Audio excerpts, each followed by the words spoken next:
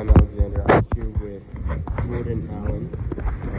Hi Jordan, how you doing? I'm good. How are you, Alex? I'm tired. So you ready for some fast questions? Yeah, I'm ready to answer away. Okay.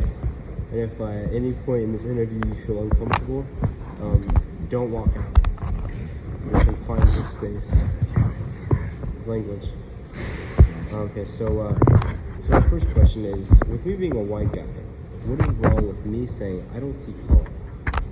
And should I teach my children to not see color as well? I don't think there's anything wrong with saying you don't see color, but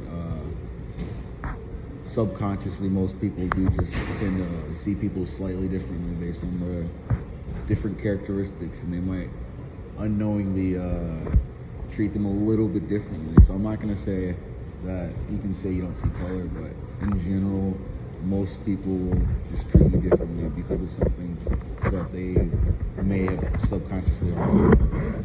Do you think there's any way to convert into not automatically thinking of the words or thinking of the best?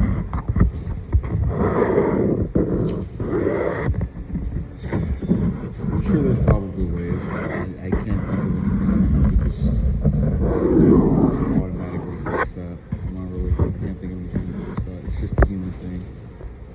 Okay, I understand.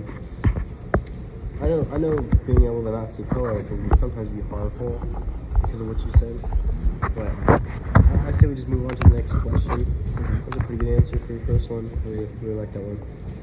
So, second question, as a white person, how can I feel privileged when it doesn't feel that way? You know, I go through this, going around and when I don't feel any different than you might. I'm still scared of cops just as you are. That's fair. I know the saying that is privilege is invisible to those who have it. Where if you're getting treated a little bit better, you're not going to see that because you're getting that top treatment. It's easier to see when you can look up rather than look down, because when you're looking down and like, oh, we're all equal, we're all here, it might appear that way because you don't know everything that's going on the other side. You have your perspective and what you view as their perspective, but it's kind of hard to see sometimes the small minor details that are different here, and here. Where you might be afraid of a police officer, but you might not have to worry that police officer is not going to be automatically afraid of you because of your skin color. So where they're going to be a little bit more on edge. So where, let's say I'd be more afraid, it'd be a little bit more, I'm not going to say justified, but because he would be also, let's say that police officer might be a little bit more on edge around me than you, purely because I'm sitting there and I'm darker skinned. Interesting.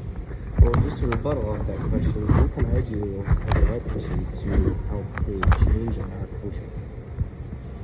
Change is really good. I think we are changing slowly. I feel like it's happening, but I feel like it's just going to continue to take time and a conscious effort from many people, all trying to achieve a common goal of, hey, there are some things in our society that are not right, and that if we really want to change them, we have to come together as a group to do it. And it can't be one person trying to put all the effort in. Basically, everyone has to come together and be like, hey, this isn't right. We need to do something. Well, let me ask you this: how do you feel about New York City? They're going to implement like a skyscraper-sized Martin Luther King statue. How do you feel about that? It's going to cost, I think they said around $1 billion. I mean, I have no thoughts on that. That's no comment. Do you think that money can be used elsewhere? Money can be used elsewhere everywhere. There's probably a lot of stupid things I would say that government can take our tax money and then put it for where we wouldn't have much say, but it happens all over the place. Alright, one last question for you. What do you want white people to know more about? What's something you just wish people knew as a black person?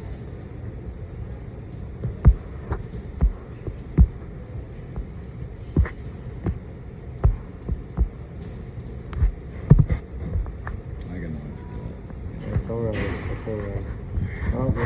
Well, Thanks for your time. thank you for having me.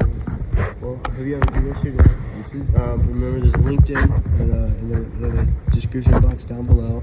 Like the video. And make sure you give us a like, subscribe.